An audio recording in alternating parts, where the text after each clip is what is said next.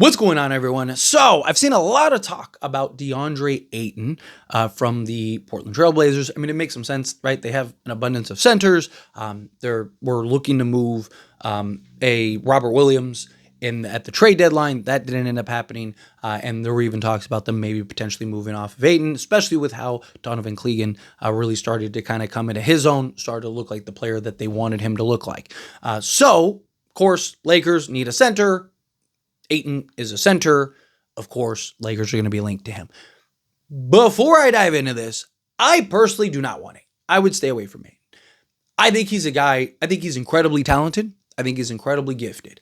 I think in the right circumstance, in the right situation, he could be one of the best centers in all of basketball. He has all the tools. His ability to score around the rim, stretch the floor, block shots, rebound, right? Like the guy can do everything out there. But he's one of those players that just can't get out of his own way, for one. He has been much better in Portland, but it's just, again, it's also the motor that he has at times. And especially with the Lakers team that the last few years have had motor issues, right? Motor questions. Like I'd personally rather stay away from Ayton, especially at his price tag, and what you'd potentially have to give up for Ayton. But let's talk about it. Let's have a conversation, right? I also saw a proposed trade. A lot of these Laker proposed trades, which I think are funny, all have Atlanta included in them. And a lot of that is just because Lakers likely need third team for all this stuff. And Atlanta's kind of like the ideal middleman for a lot of these things. And they want young players and talent and all that stuff. So, but let's dive into the proposed trade. And then we'll jump into Ayton himself and his production and how we think he could kind of fit with this Lakers roster. And then, of course, I want to hear, your thoughts on what do you think about Ayton? Do you like Ayton? Do you not? But diving into the proposal. So, Atlanta receives Robert Williams III. The Lakers receive De'Andre Ayton and Matisse Thybulle, which I would love to have Thybulle. We'll talk about that in a moment.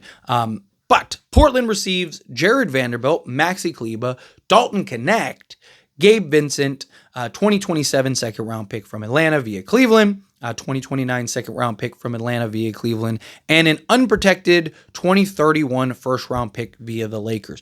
I hate the assets that the Lakers have to give up. You're essentially asking the Lakers to give up Dalton Connect and a first round pick, along with Jared Vanderbilt, Maxi Kleber, okay, fine. Gabe Vincent, okay, fine. So Jared Vanderbilt, Dalton Connect, and a first, essentially, because the 2 second-round picks are coming from Atlanta for Robert Williams, right? Whether Atlanta wants Robert Williams or not, that's irrelevant. I want to stick to the Lakers side of things. De'Andre Ayton and Matisse Thybulle would be great on this Lakers team. Ayton, like I said, I have my concerns, my issues, and we'll dive on that here in a moment. But I'm not giving up a first for those guys. I'm not. Like Dalton Connect, fine. Get a 3-and-D wing and, a center, starting caliber center. Or if you want the first, maybe you could argue fine. But I'm not giving up both. Ayton's too much of a risk. I would, good luck finding a team that would give up what you would want him, what the Lakers are being asked to give up. Right? Like, I don't see it. I don't. Right? So if another team is willing to pay that. But the Lakers should not pay that. Now, let's say you could get him without the first or without giving up Connect. Let's say you could keep Connect and, give up the first. Then fine. Maybe now we're talking. Because at that point, you're basically just salary filler and a first for De'Andre Ayton. Right? I know Blazer fans are going to look at Ayton and go, oh, like, they've tried to trade him. Nobody wants. Like, they even got him for pennies because the Suns tried to trade him and they couldn't get anything. Because, again, he's a guy that can't stay out of his own way. He has moments where he looks absolutely brilliant. No doubt about it. There are moments where De'Andre Ayton looks like he could be a top center in this league, right? Outside of a guy named Jokic. But then more often than not, he's like underwhelming and underperforming. Right? He's also going to be due $35.5 million next season. Now, he would be an expiring contract. So there is some argument to be made for the Lakers of like, hey, worst case scenario, we clear $35 million off the books, right? And maybe we can make some moves. Maybe we make some damage, right? So I don't hate that idea. If it does work, then you're probably negotiating a new contract, and he's not getting anywhere near $35 million a year, right? He's probably getting, starting center money, which is like around, $18 million. So he's probably getting half of what he's getting right now. So you could argue, best case scenario, you clear, $17 million because he works out and now you got your center for the next handful of years. Worst case scenario, you let him walk and you're clearing up $35.5 million, which I don't think would be bad. Now, he is young. He's 26. He'll be 27 in July.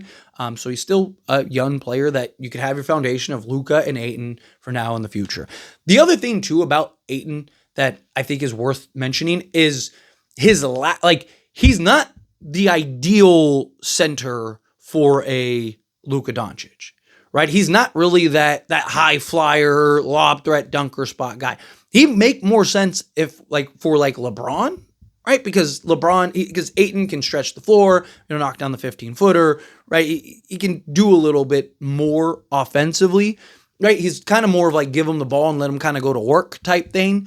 Where LeBron likes to put his head down, get to the basket, finish around the rim. So you could just have Ayton, spread out, and then that would open it up for LeBron.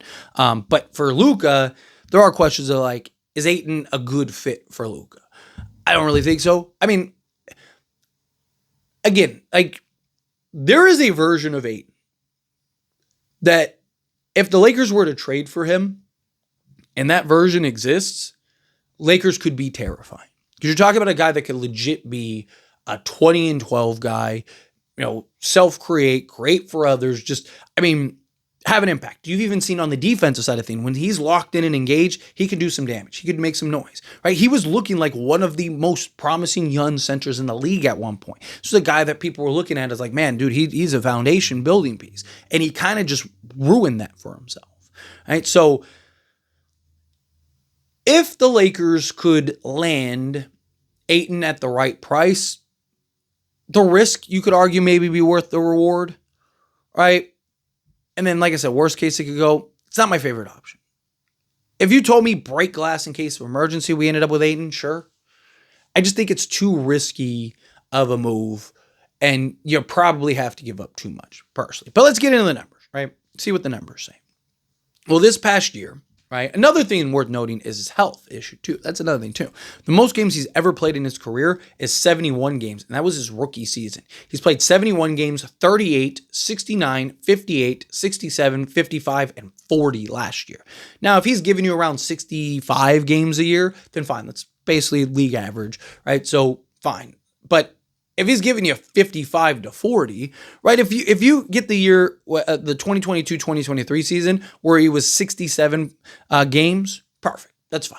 I'll take that, right? But that's my concern too, is that giving you 40 games, playing half the season, that's just not going to cut it. Now, in his defense, some of that was purposeful, right? There was a couple times where he just sat out and they wanted to get a look at Clegan and stuff like that. He had an injury and, it was the longest ankle sprain ever and stuff. So in his defense, he probably would have played. My guess is probably at least 50 games, but still 50, 55 games is not going to cut it personally, especially as a $35 million a year guy and especially as your starting center, right? But 30.2 minutes per game, 11.7 attempts per game, which was the second lowest of his career.